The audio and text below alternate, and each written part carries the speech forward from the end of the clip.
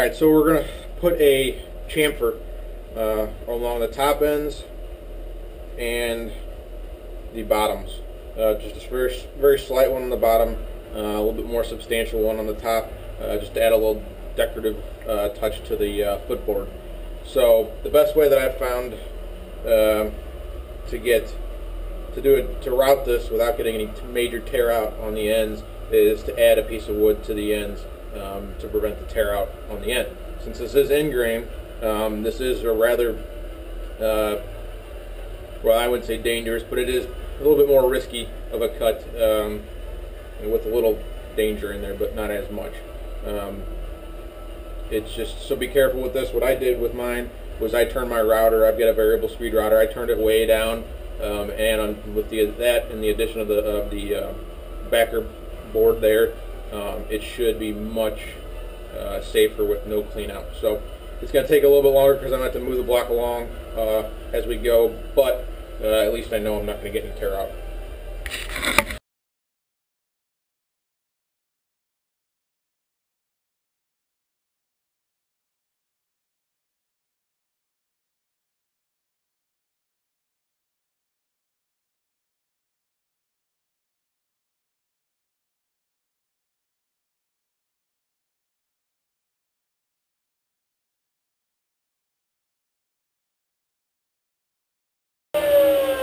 Since I'm going to take a little bit more off this top here, I just wanted to test this to see how well it would be for the foot. I'm going to do this chamfer at the base, just to add the base a little bit, not very much. So this will work for the bottom, and I'll come back and do a little more on the top.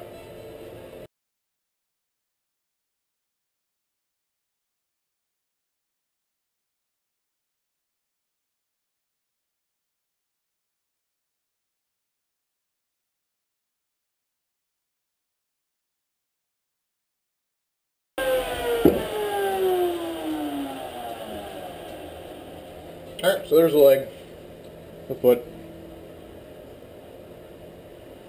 Turned out pretty good. Okay, so we're doing the bead locks on the footboard here. I've got a 3/8 of an inch gap from the top of the rail to the top of the leg. In order to set up the bead lock, what you need to do, if you're going to use this, is take your stock and you line it up where you want it, and you draw a line on each side. So I did that on each side, and then took my leg back to the other back and buttered it up, and then took a square, lined it up with that bottom top line, and then just drew my line connecting to my leg. And I've got 3 bead lock tenons in the rails, so I drew 3 separate lines, and you can see them here, 3 separate lines. So that should be good enough. Now I just got to get my tenon depth to set. I'm probably going to do about 3 inches for the entire loose tenon, so it'd be 1.5 inches on each side, and then you subtract 1/8 of an inch from that 1.5 inches for a little extra wiggle room.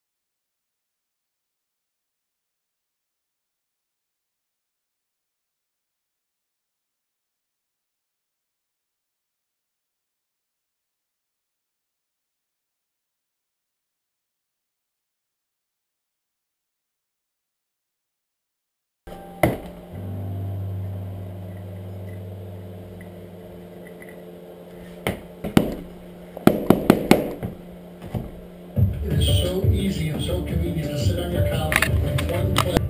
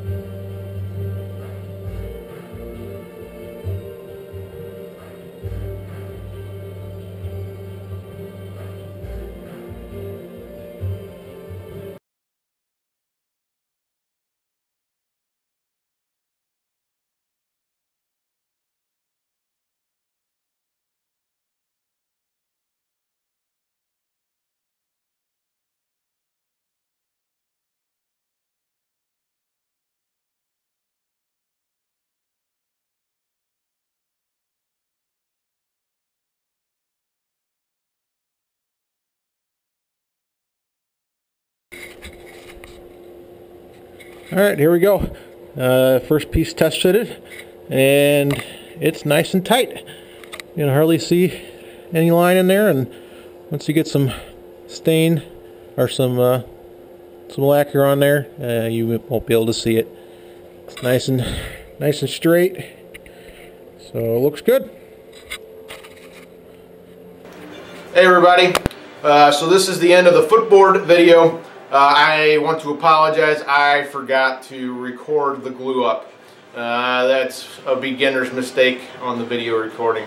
I was so anxious and excited to get it all put together, I forgot to hit the little record button.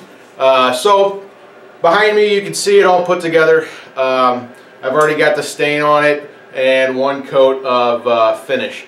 I didn't include that in this video. I'm going to do a separate video just on the staining and the finish, so that way people that don't necessarily want to stain their project don't have to watch all the staining through each video. So I'm just going to do one staining video, so you can either choose to watch that or not. But so this is it, all put together. Turned out pretty good. You can see the whole thing there. So that's it. The glue up was pretty simple since we're using the bead lock. If you choose to use mortise tenon, the true mortise tenon, it's not much different. You put the two ends together. I got two pipe clamps that are 10 feet long right now. I'll chop them up once I'm done with this project. But so I just used two of them, put one on each side, and brought it all together. Pretty self-explanatory. If you know how to do glue up, you know how to put this together. So that's it. See y'all on the next video.